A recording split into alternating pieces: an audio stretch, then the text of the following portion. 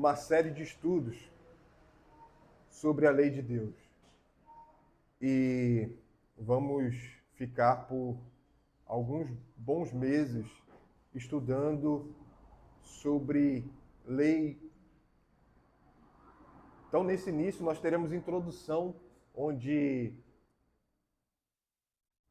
o guia para que nós possamos, baseados na palavra de Deus, aprender, será o Catecismo Maior de Westminster.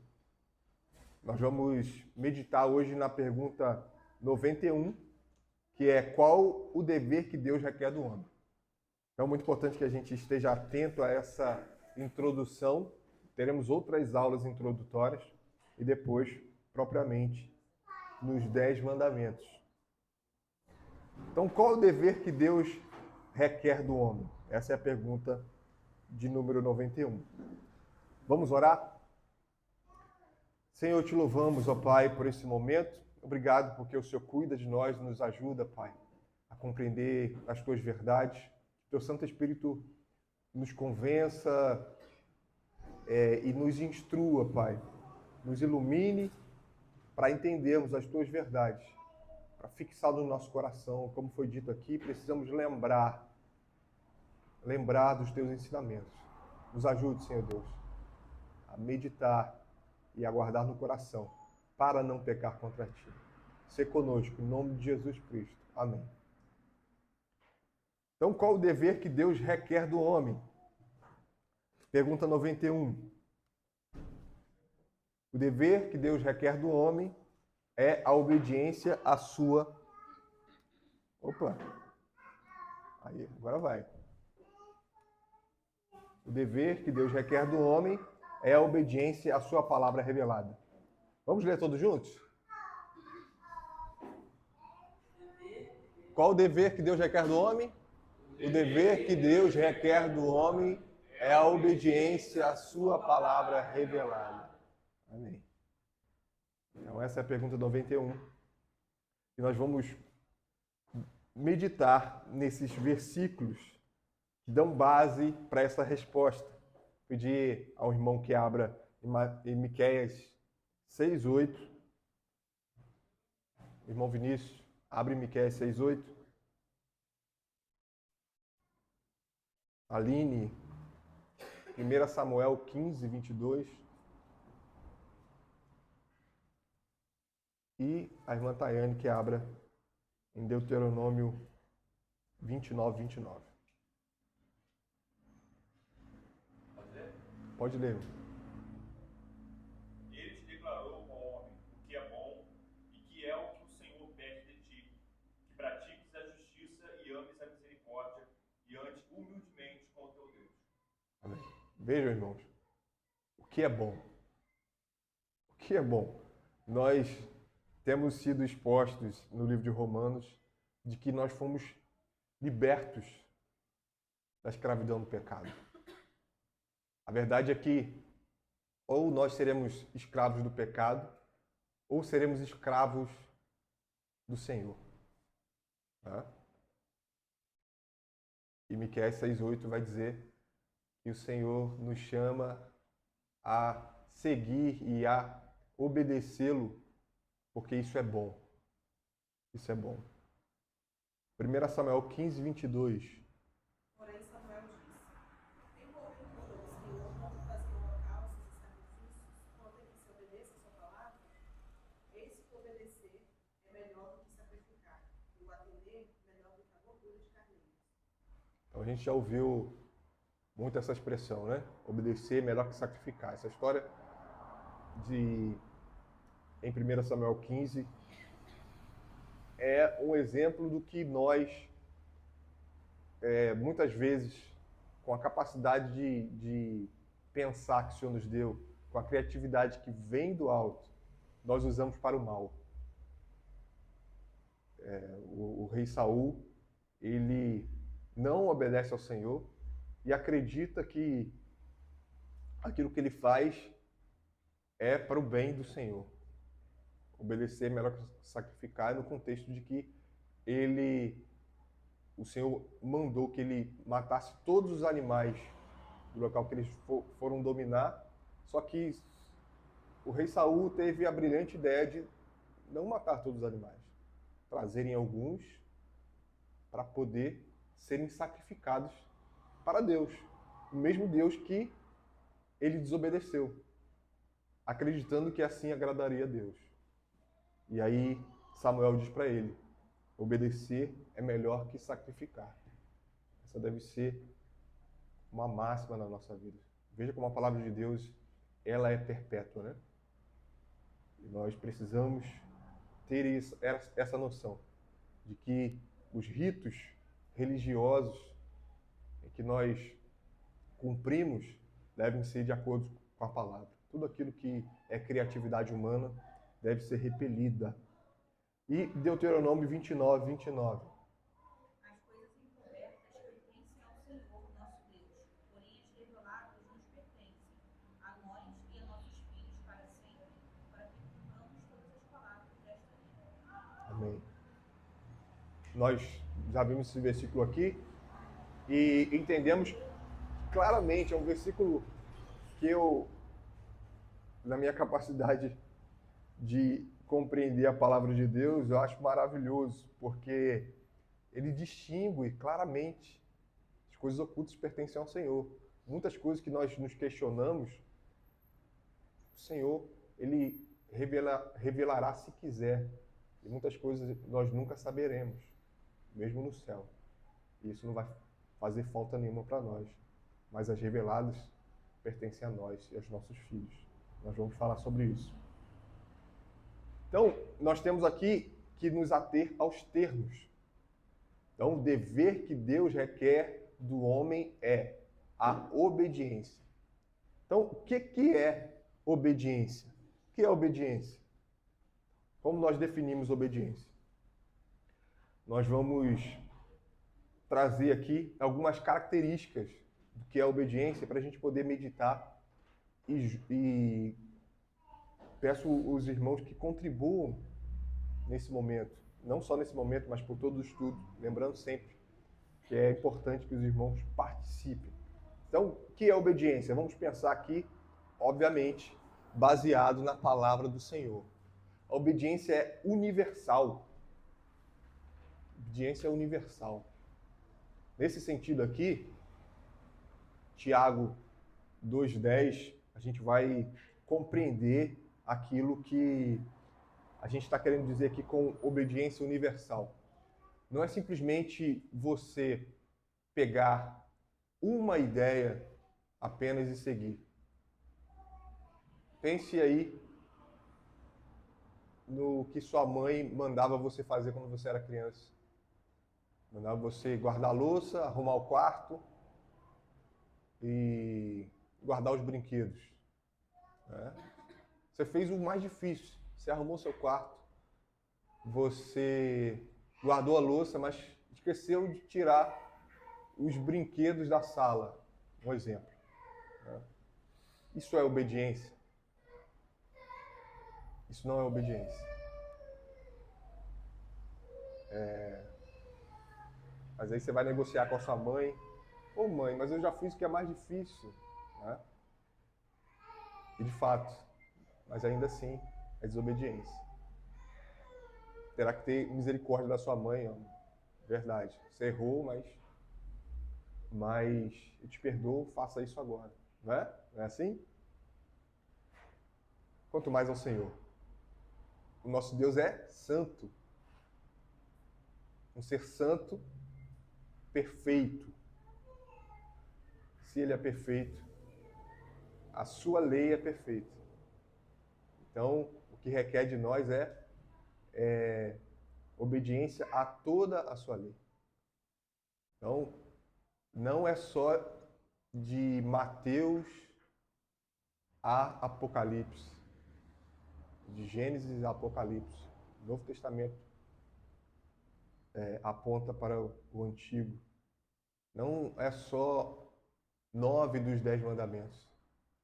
São os 10 mandamentos. Nós vamos ter aulas e aulas sobre isso, onde vamos discorrer sobre a lei. E é por isso que precisamos entender que a lei é universal. Não é um menu onde eu escolho o que eu quero seguir. Eu quero isso, isso e isso. Não concordo. Isso aqui eu não concordo. Quarto mandamento, já foi cumprido. Não. A lei do Senhor é universal. Alguém abriu em Tiago 2,10 aí? Possa ler? Por favor. Pois qualquer que guarda toda a lei, mas tropeça em um só ponto, se torna culpado de tudo. Olha que maravilha. Esse versículo é maravilhoso. Maravilhoso para nós entendermos que, primeiro, quem dera fôssemos capazes de cumprir 9 perfeitamente dos 10 mandamentos. Não é? Ainda assim teríamos um que não estaríamos cumprindo perfeitamente. Então, a lei, a obediência é universal. A obediência é perfeita, que confirma aquilo que nós vimos sobre ser universal. E principalmente que o nosso Deus é perfeito. Aqui nós temos o exemplo de Mateus 19, 16 ao 22. Uma das histórias mais marcantes quando a gente trata de lei, de obediência à lei, de fato, é a história do jovem rico. Eu pedi a um irmão que leia a história do jovem rico para nós meditarmos juntos em Mateus 19, 16 ao 22. E eis que alguém, aproximando-se, lhe perguntou: Mestre, que farei eu de bom para alcançar a vida eterna? Respondeu-lhe Jesus: Por que me perguntas acerca do que é bom? Bom só existe um. Se queres, porém, entrar na vida, guarda os mandamentos. E ele lhe perguntou: Quais? Respondeu Jesus: Não matarás, não adulterarás, não furtarás, não dirás falso testemunho, honra teu pai e a tua mãe, e amarás o teu próximo como a ti mesmo. Replicou o jovem: Tudo isso tenho observado, que me falta ainda? Disse-lhe, até onde mesmo? Até o 22. Disse-lhe Jesus: Se queres ser perfeito, vai, vende os teus bens, dá aos pobres, e terá um tesouro no céu. Depois vem e segue-me. Tendo, porém, o jovem ouvido essa palavra, retirou-se triste, por ser dono de muitas propriedades. Amém. Obrigado, meu irmão. Veja, a palavra que Jesus usa para ele, se queres ser perfeito. Nós entendemos que, para sermos perfeitos, devemos seguir toda a lei de maneira com que cumpramos 100%. Né? A perfeição é algo que não pode ter mácula. E a história do jovem rico, convencendo-se de que cumpre os mandamentos, é maravilhosa para nós estarmos atentos à nossa vida. Nos convencendo de que, desse pecado eu não sofro. Ou nessa área eu não sou tentado. Obviamente que tem áreas onde nós somos mais fortes do que outras. Mas devemos estar vigiando.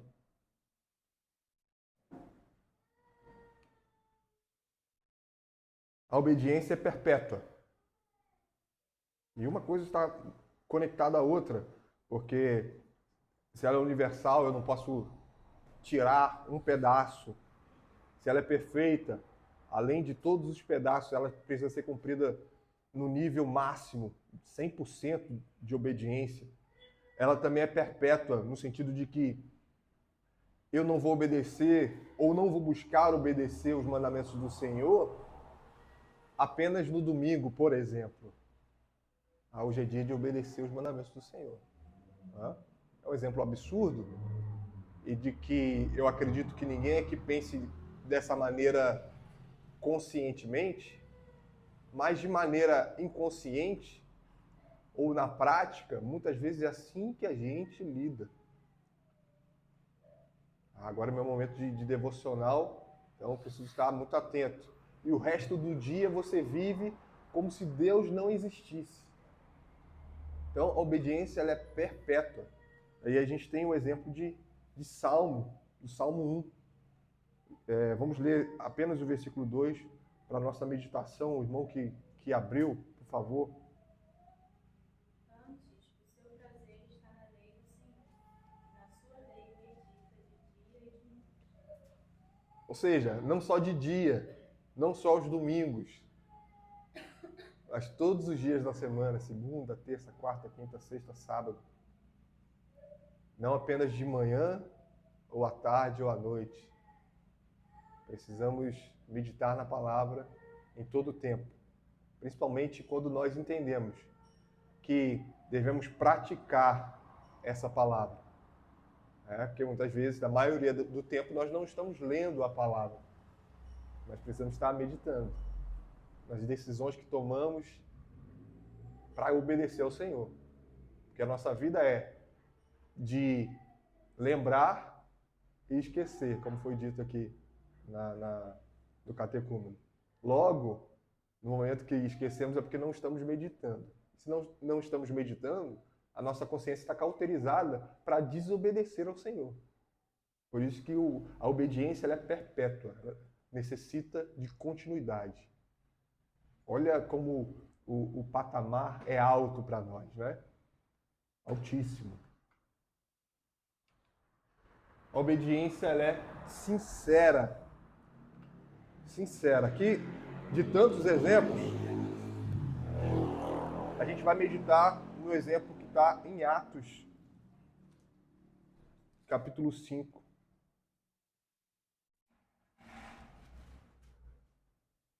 Vou ler aqui Atos 5, do 1 ao 6.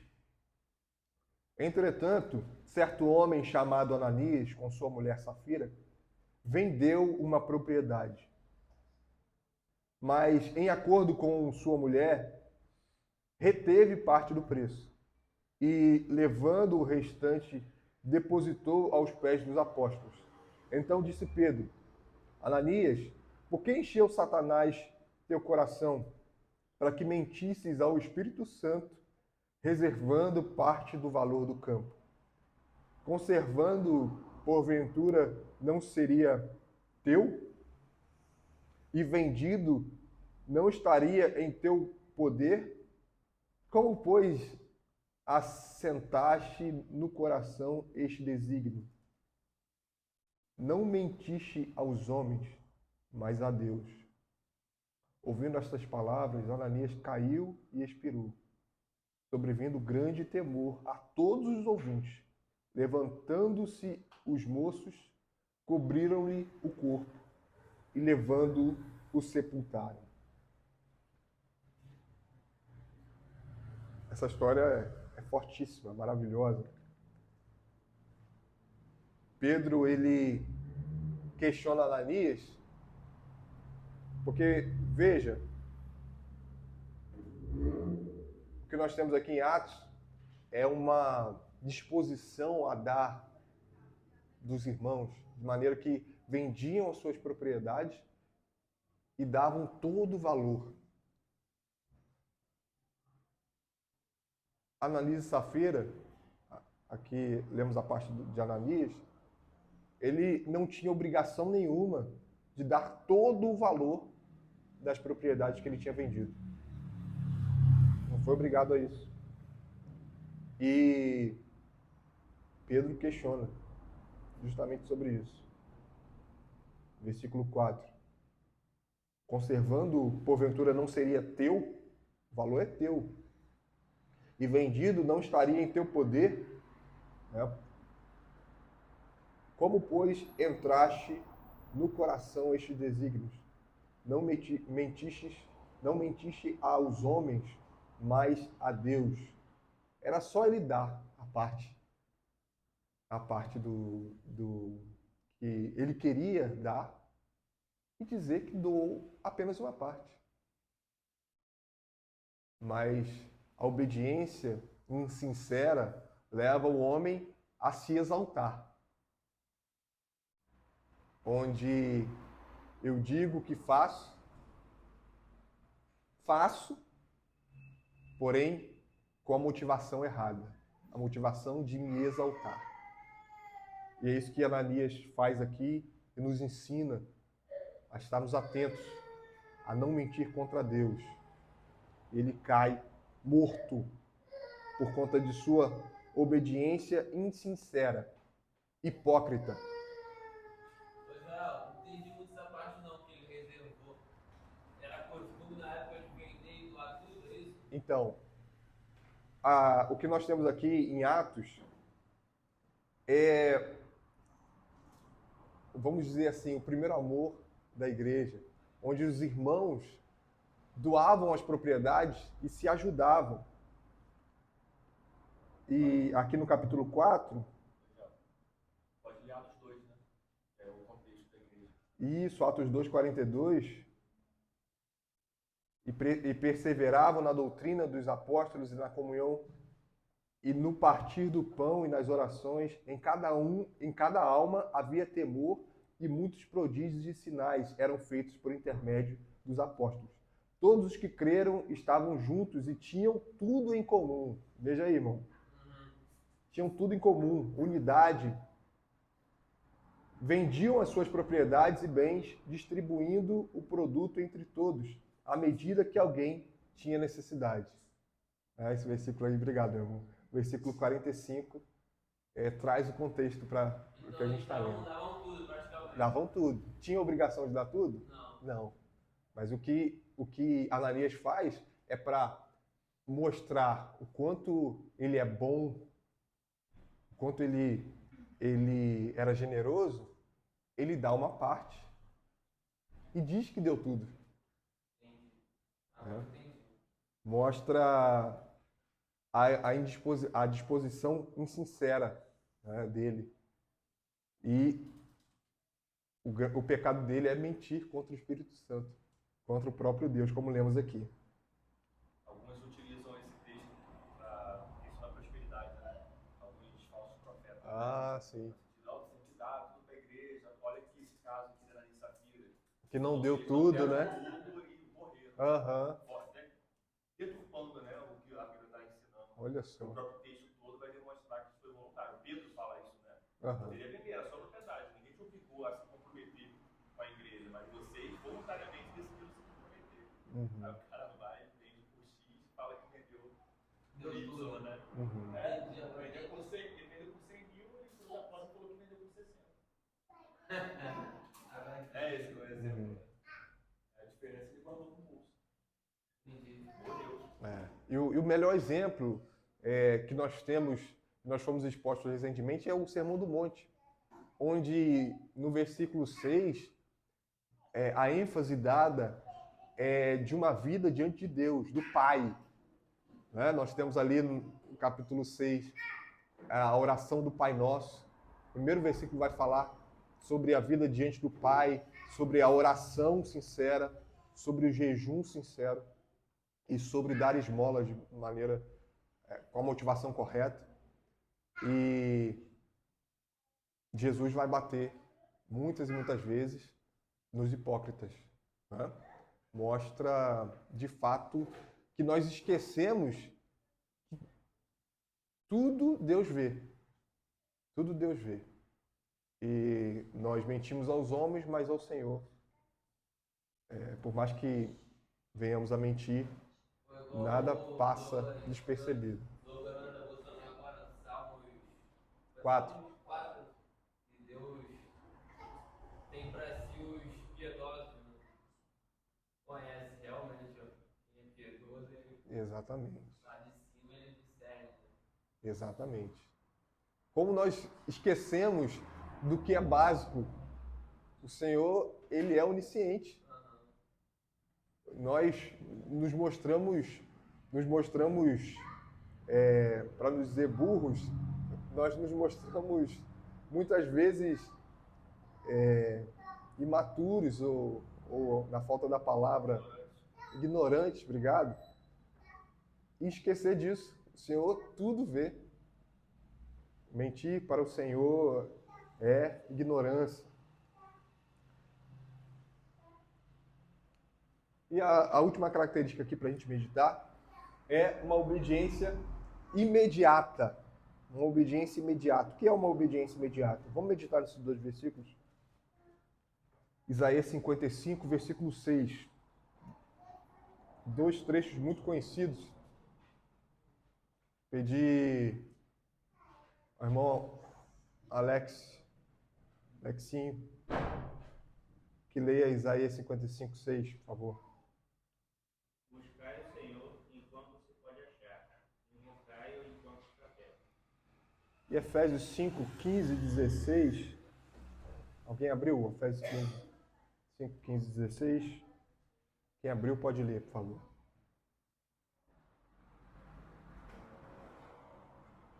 Portanto, vejo brilhantemente como andais, não como necios e circuncissados, temindo o tempo, porque os dias são maus. Irmãos, o que nós devemos pensar sobre obediência imediata aqui é, mais uma vez, um exemplo muito fácil de entendermos isso, é quando a nossa mãe ou o nosso pai, quando criança, pede para a gente fazer alguma coisa, você fala, já vou, quando o que você está fazendo é irrelevante, né? Está jogando videogame, sua mãe já tinha pedido, já tinha combinado com você, fala, menino, vai fazer isso agora. Já vou, mãe, espera um pouquinho, estou terminando aqui. Aí ela fala de novo, já vou, mãe. Aí na terceira você vai batendo o pé e vai e faz. Ou mesmo que você vá com uma disposição sincera, o que era raro, né? Veja que a obediência, essa característica para a gente meditar, ela é imediata. Não existe a segunda vez. Seu filho, ele só ouve na segunda, ele já desobedeceu. É isso que a palavra de Deus nos ensina. Os versículos colocados aqui é para nós entendermos que há uma urgência. Não há nada mais prioritário do que obedecer ao Senhor. Mesmo no tempo porque os dias são maus. A nossa necessidade de obedecermos ao Senhor agora é prioritário. Não há nada mais importante agora do que obedecer ao Senhor. Obedecer é melhor que sacrificar. Tendo isso em mente, essas características que se sobrepõem, não é? Que elas são repartidas aqui para nós meditarmos mais na palavra e entendermos e aprofundarmos mais sobre a obediência, precisamos estar atentos a isso. Lembrando do que nós lemos, o dever que Deus requer do homem é a obediência à sua palavra revelada. Agora, meditando sobre o que a gente viu, e a gente já comentou sobre isso, versículo de Deuteronômio 29, onde as coisas ocultas pertencem ao Senhor e as reveladas pertencem a nós e aos nossos filhos. Lembra da resposta. O Senhor requer de nós, requer dos homens uma obediência à sua palavra revelada. Então, meditando sobre isso, o que é a palavra revelada?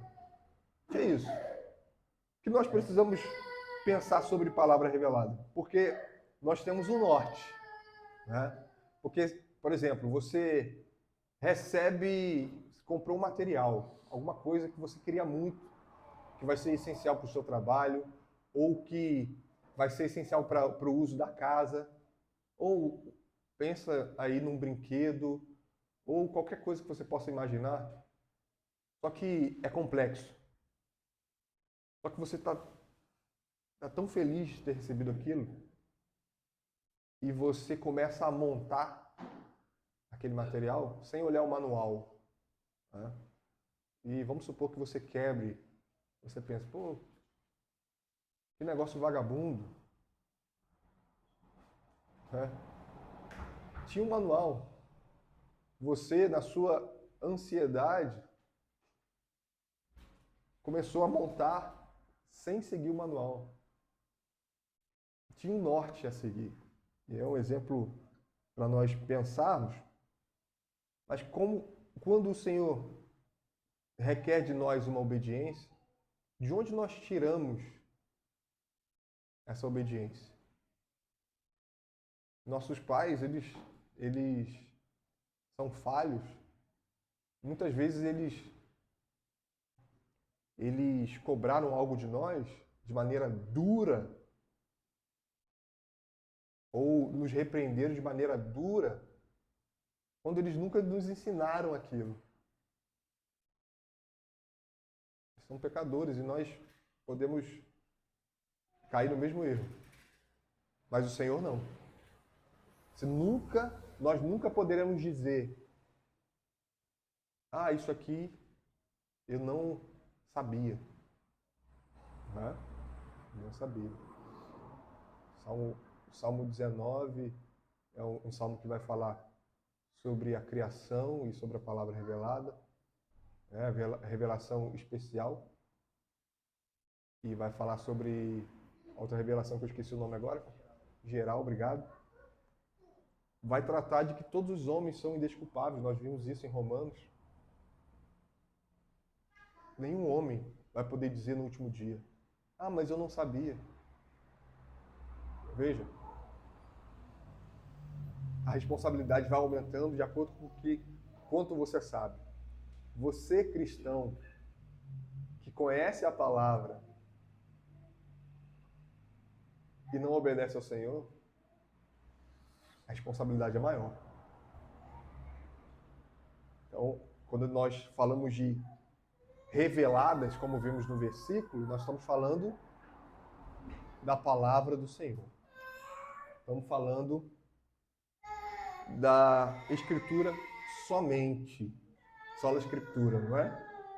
Onde nós entendemos que a palavra de Deus é a fonte para a nossa obediência. Nada mais sobrepõe a palavra. Mas, além disso, nós não podemos nem adicionar alguma coisa, de novo, por conta da nossa criatividade, por conta das nossas experiências, daquilo que nós achamos que vai agradar mais a Deus, ou nós, por amor às almas perdidas, nós adicionamos mais alguma coisa para que assim as pessoas venham à igreja, ou simplesmente subtraímos para que aconteça isso. Ah, não vamos falar sobre isso aqui, não. Ou seja, a obediência, ela perde a universalidade, como vimos, ela se torna seletiva, né? A ponto de escondermos verdades cristãs. Vamos ser cobrados por isso. Tanto por conta de fazermos isso a favor de nós, ou acharmos que estamos fazendo a favor de nós, ou pelos outros, onde aquilo que deveríamos dizer e não dissemos, seremos cobrados por isso. Tiago 4:17 diz assim: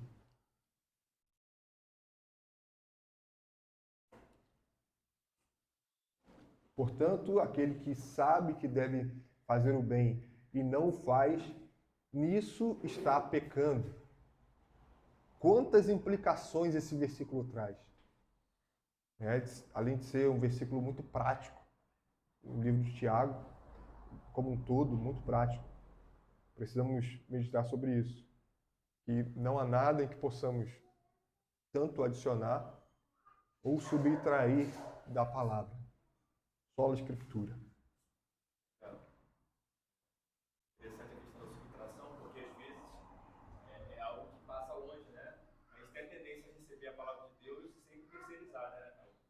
Alguma coisa que não é o que a gente sofre, mas que em algum lugar tem, alguém está praticando.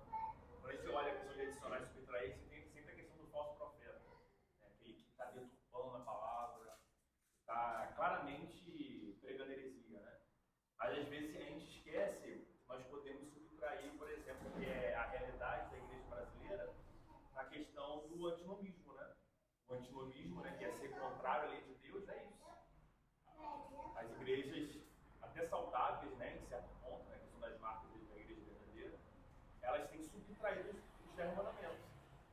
Então é uma questão prática aqui na nossa realidade, de igreja, inclusive saudáveis, né? Pegam, por exemplo, um mandamento como o dia do Senhor. Simplesmente subtrai. O quarto mandamento não tem. Foi subtraído da palavra, mas está lá. O mandamento perpétuo.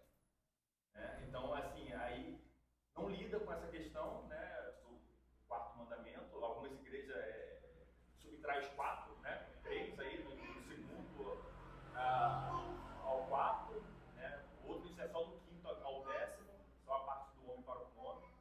Então, assim, a gente consegue ver algumas coisas que passam despercebidas na nossa realidade, mas que é grave. É o mesmo peso, está subtraindo a palavra de Deus. Se o Senhor fala que ele entregou 10 mandamentos perpétuos, quem somos nós para tirar um e falar que só 9 estão vigorando? Que só 7 estão vigorando? Né? Então, só um exemplo prático, né, para a gente meditar, que às vezes a gente tem a tendência a olhar e colocar como algo distante só as igrejas hereges, que têm pecado quanto a isso, mas igrejas saudáveis têm pecado na questão dos mandamentos, que é o que a gente está vendo, né? A lei de Deus, os 10 mandamentos é o núcleo, né, que vai para toda a palavra. Toda a palavra é a lei de Deus, né? Então, isso aí, quando eu fui exposto a esse mandamento específico, eu fiquei meditando sobre isso, né? Porque fui subtraído isso, né, na minha vida cristã, como criado na igreja sem ser exposto, né, aos mandamentos. Exatamente. Exposto já na maioridade, com 20 e poucos anos. Então é interessante a questão da gravidade de subtrair, porque nós prestaremos conta, né, Deus, ainda mais quem ensina, né, responsável pelo ensino da igreja, que oculta esse mandamento, ou os mandamentos. Exatamente. E esse é um dos motivos pelo qual nós vamos ter uma série tão longa, né, sobre a lei de Deus. Pelo fato, por muitos fatos, né? Você colocou um aí que também isso faz parte da minha realidade, no sentido de, depois de muitos anos na fé, ser exposto a doutrinas como o Dia do Senhor, né? Então, de fato, precisamos estar atentos a isso.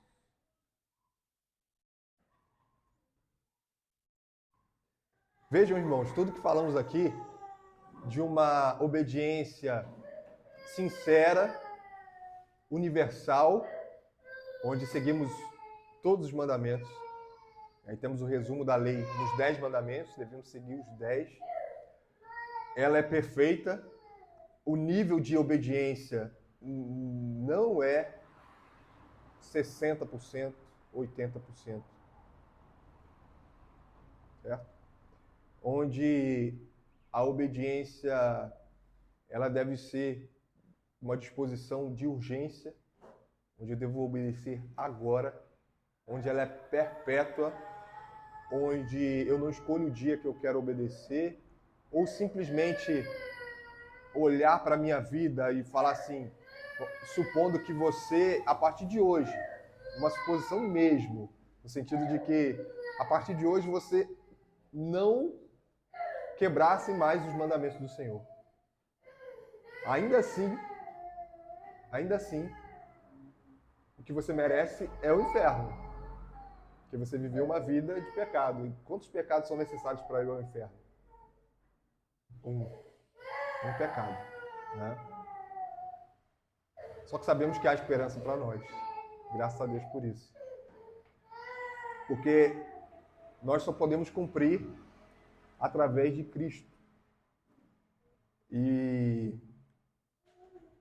como resultado da fé, do amor a Ele, não de pura formalidade. Porque é muito mais fácil nós nos convencermos, assim como os fariseus, de que estamos obedecendo. E aí a gente vai, como vimos no capítulo 5 de Mateus, a gente vai reduzindo o mandamento. Jesus fala que se você olhar para uma mulher com o coração impuro, você já adulterou com ela. Quando os escribas e fariseus estavam reduzindo o mandamento que apenas ao se deitar com uma mulher. Se você tem raiva de um irmão, você é assassino. Né? Você está quebrando o sexto mandamento. O Senhor, quando os homens acreditavam que a quebra do sexto mandamento era apenas quando matava alguém. Nós vimos que a lei deve ser cumprida de forma perfeita. E é nesse mesmo Senhor que denuncia esses falsos ensinos é que nós nos apegamos, nos escondemos, como diz em Colossenses, onde a nossa vida está no Senhor. E nós fomos eleitos para isso, para fazermos boas obras, descansando de que a obra perfeita foi feita pelo Senhor Jesus Cristo. O servo sofredor, obediente, e cumpriu todos aqueles termos de obediência que vimos. É nele que nós devemos nos apegar, não na nossa obediência, que vimos que não vai dar certo seguir por isso. Agora, nós temos algumas questões bem práticas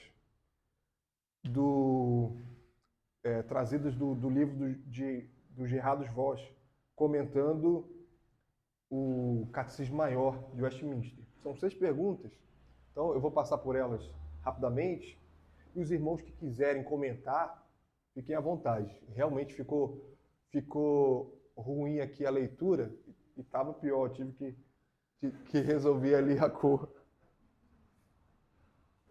Estava azul, estava pior ainda. Mas vamos lá, os irmãos acompanhem aí.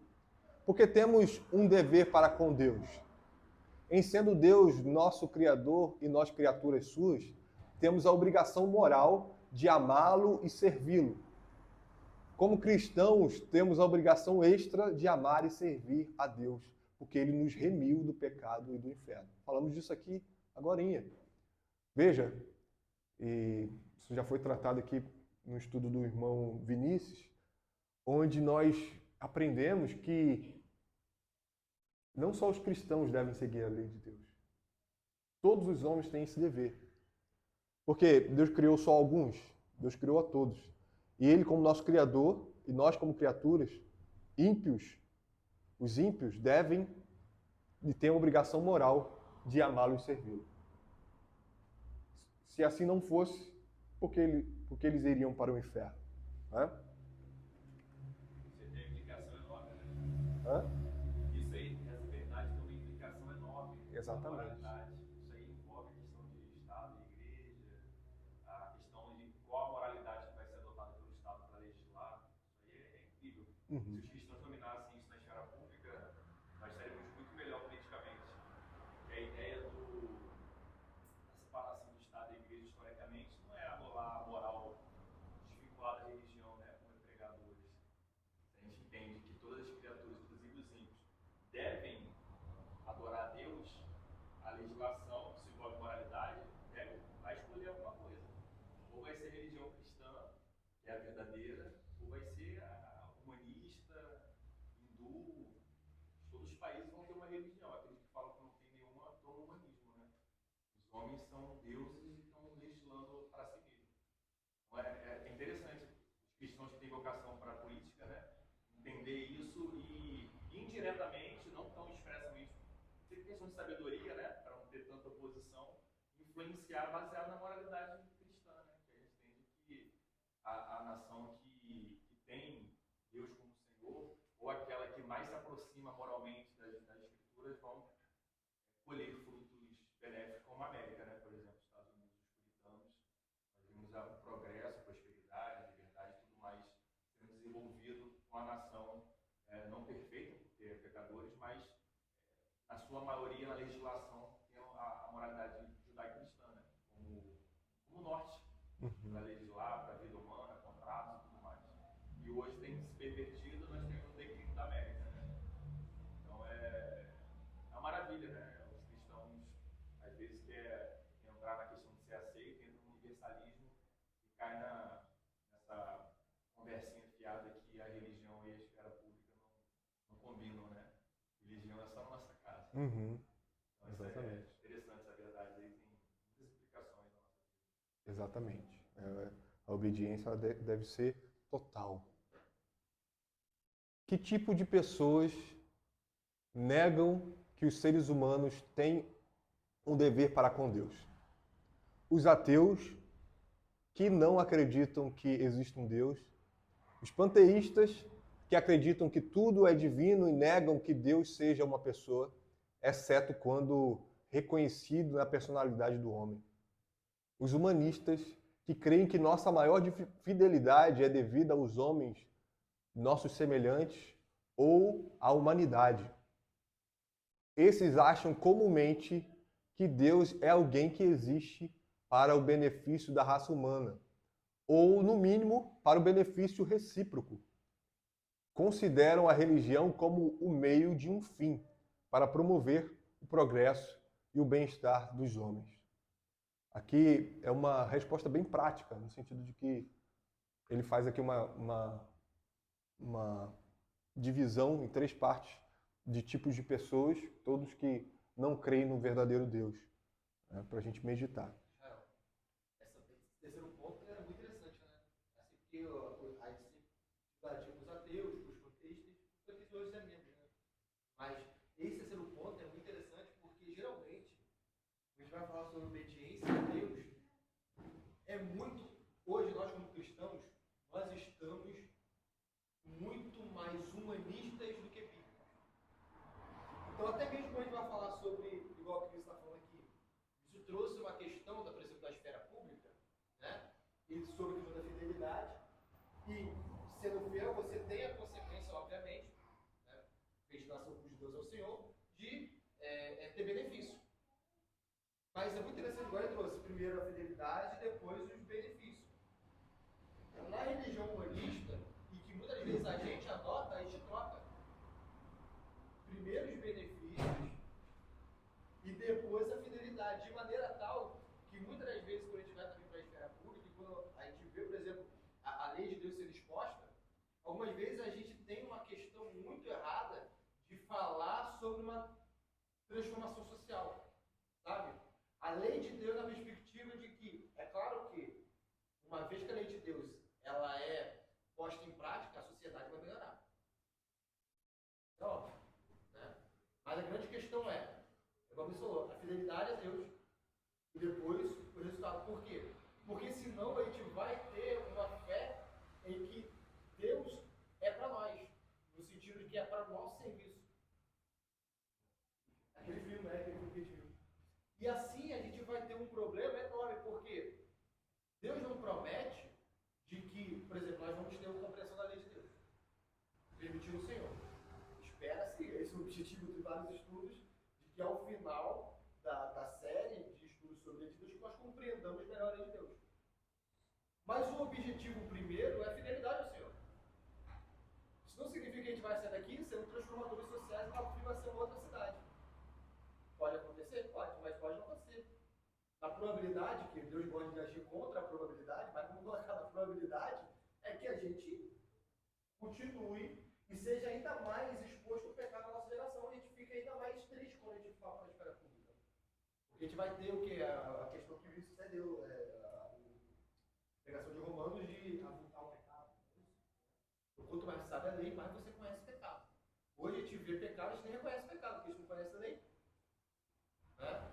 Então, é interessante isso aí, porque a gente sempre vê essa questão de que Deus é alguém que existe para o nosso benefício. Então, muitas vezes, até mesmo alguns congressos de fé reformada, alguma coisa assim, você tem as pessoas falando sobre seguir a lei de Deus, não sobre o viés primeiro da fidelidade do Senhor, mas sobre o viés de que vamos ser transformadores sociais. Essa questão de ser transformadores sociais não tem base bíblica. Não tem base bíblica. Paulo estava vivendo uma sociedade ímpia e ele não falou, transformar o mundo, é transformar em vós. Não é para ele transformar o mundo. Quem tem a prerrogativa de transformar o mundo, se ele quiser, é Deus. Ele faz isso por meio da igreja ordinariamente. Mas a questão que o apóstolo Paulo está vendo em Romanos, e a gente também na palavra de Deus toda, a questão é ser fiel a Deus. É mesmo que todos não acreditem no dia do Senhor, você foi exposto. Você acredita no dia do Senhor? Mesmo que todos não acreditem que olhar para uma mulher impura, olhar para uma mulher e ter desejos impuros não é pecado, você foi exposto. mais que o seu ambiente de trabalho, isso não seja, você foi exposto aí, o que você faz? Talvez você vai falar com seus amigos vão te menosprezar e vão continuar tendo as conversas frívolas. E cristãos. Ah, isso aí é legalismo demais. E aí? A grande questão, afinal, é Deus, o que Deus requer do homem? Deus requer fidelidade. E ponto. Ele não requer fidelidade e fala assim, agora eu vou transformar a sua sociedade. Não, ele requer fidelidade. Porque se nós somos cidadãos celestiais, vamos conectar a escritura, se somos cidadãos celestes, nós temos um rei celestial. E devemos viver conforme a nossa pátria celestial, e não conforme a nossa pátria humana. Então as leis que regem o nosso comportamento já não são mais as leis brasileiras em última instância, mas a lei que tem padrão divino. Então se nós dizemos que somos cidadãos da pátria celestial, mas não somos regidos pela lei celestial, nós não somos cidadãos da pátria celestial. E a questão, Deus não promete, em última instância, pode acontecer, mas Deus não promete, por exemplo, que vai ter avivamento na nossa época. Pode não haver. E aí, vamos ser infiéis? Se não houver avivamento? Então a grande questão é essa. Esse ponto final aí desse ponto C aí, para mim, é bem interessante, porque Deus não é mordomo da humanidade. Ele é o Deus, ele é o Criador e ele requer condutas. E ponto. Perfeito. Perfeito. Veja que nesse terceiro ponto não se trata de pessoas que discordam da igreja existir na Terra, mas de como ela vai funcionar, de como ela vai ser regida na Terra. E aí essa pergunta vai concordar com isso que o irmão falou. Porque é errado dizer que devemos devotar a nossa maior fidelidade ao bem-estar da humanidade. Essa atitude humanista, que é extremamente comum e amplamente difundida nos dias presentes, e é ponto pacífico para a mídia de um modo geral, não passa de verdadeira idolatria, pois intromete a criatura no lugar do Criador, o que equivale a endeusar e a adorar a humanidade. Foi o que foi dito aqui, né? Não é verdade que servir a nossos semelhantes é uma nobre maneira de servir a Deus? Ou seja, aí surge essa objeção. Ele vai dizer assim, tudo vai depender do nosso motivo para servir a nossos semelhantes. Se o nosso motivo verdadeiro for o desejo de servir a Deus, de modo que servimos a nossos semelhantes não só por causa deles, mas por causa de Deus, então pode ser que estejamos servindo a Deus em verdade, desde que hajamos de acordo com a sua vontade revelada. Mas se o nosso motivo for apenas o desejo de ajudar a humanidade, de modo que servimos a nossos semelhantes por causa deles mesmos, então somos idólatras e não estamos servindo a Deus em verdade, mesmo que façamos algumas das coisas ordenadas por Deus. Então, nós vimos aqui sobre obediência e do aspecto de sinceridade. Nós fazemos algumas coisas ordenadas por Deus, mas o nosso coração está com a motivação de ajudar a humanidade e a humanidade somente. No sentido de que nosso coração não está voltado a servir a Deus. Temos o direito de escolher se iremos ou não obedecer à vontade revelada de Deus? Deus não força nem constrange ninguém a obedecer à sua vontade revelada. Ele permite que os livres agentes tomem as suas próprias decisões. Contudo, ninguém tem o direito de optar por obedecer ou não a Deus. Ir contra a obediência a Deus é estar em rebelião contra o nosso Criador.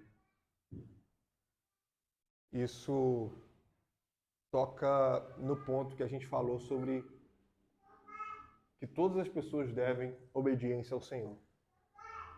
Somos livres agentes e precisamos usar a nossa liberdade para a glória do Senhor. Fomos chamados para isso. Por que Deus não procura saber quais são os nossos desejos antes de nos impor a sua vontade? Temos a tendência de esquecer que Deus não governa o universo pelo regime da democracia. O reino de Deus não é uma democracia, mas uma monarquia absolutista. Deus é soberano. Ele tem autoridade total, absoluta e imutável sobre as suas criaturas. Não compete decidir se gostamos ou não dos seus mandamentos e leis. Compete-nos apenas obedecer-lhes. Gostemos ou não deles, apenas porque são a revelação da vontade de Deus. Tentar colocar Deus no mesmo patamar que nós, como se ele nos devesse satisfação ou como se pudéssemos criticar ou questionar as suas exigências, é irrelevante, irreligioso e maligno. Isso aqui é uma questão óbvia, ou deveria ser óbvia para os cristãos. Então, irmãos, o que nós temos aqui são questionamentos para nós meditarmos, pensarmos no fato de que o Senhor requer de nós obediência completa. E que nós precisamos estar atentos a como vivemos. Como lemos, vede prudentemente como andais, em Efésios, né? Lemos. E agora, para a gente terminar, nós vamos fazer um questionário aqui para a gente poder fixar algumas coisas que foram ditas. E aí os irmãos fiquem à vontade para responder. O que Deus requer do homem? Sinceridade, obediência, graça ou nenhuma das alternativas acima? Obediência? Obediência. Qual o nível de obediência?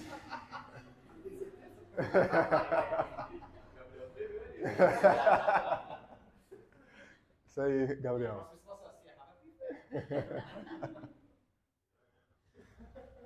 Qual nível de obediência é aceitável por Deus?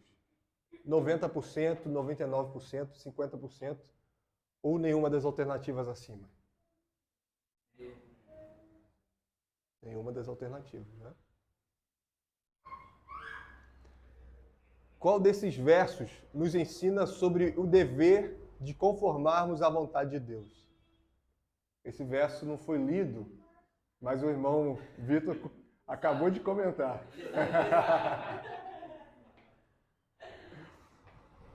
Qual que é a vida? Essa é a dica, né? Não foi lido realmente, né? Mas... Ou seja, dessas passagens, qual que fala sobre o dever de conformarmos à vontade de Deus? Essa é a dica do conformarmos à vontade de Deus.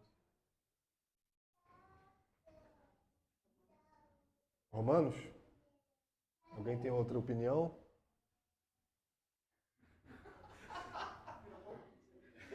Isso aí, Romanos 12:2, que Paulo faz o contraponto: não vos conformeis com esse século, mas transformai-vos pela renovação da vossa mente. Qual desses versos nos ensina que é inútil ouvir a palavra de Deus sem que haja disposição para obedecê-la? Tiago 1:22. Gabriel Tosse também, viu? Ele anima o pessoal. Isso aí. Tiago 1:22 vai falar sobre a importância de não só ouvirmos, mas praticarmos, né? Qual verso nos ensina que é pecado deixar de fazer a vontade de Deus quando a conhecemos? Esse verso a gente leu.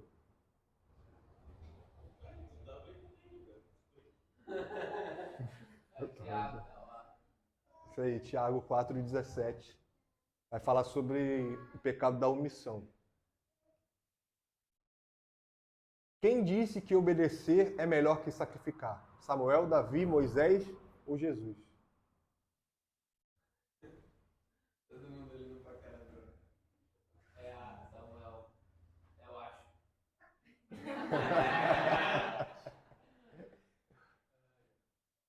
Meio certo. Meio certo. O baixinho deixou isso. Isso aí, tá certo, Samuel. Isso aí. Terminou.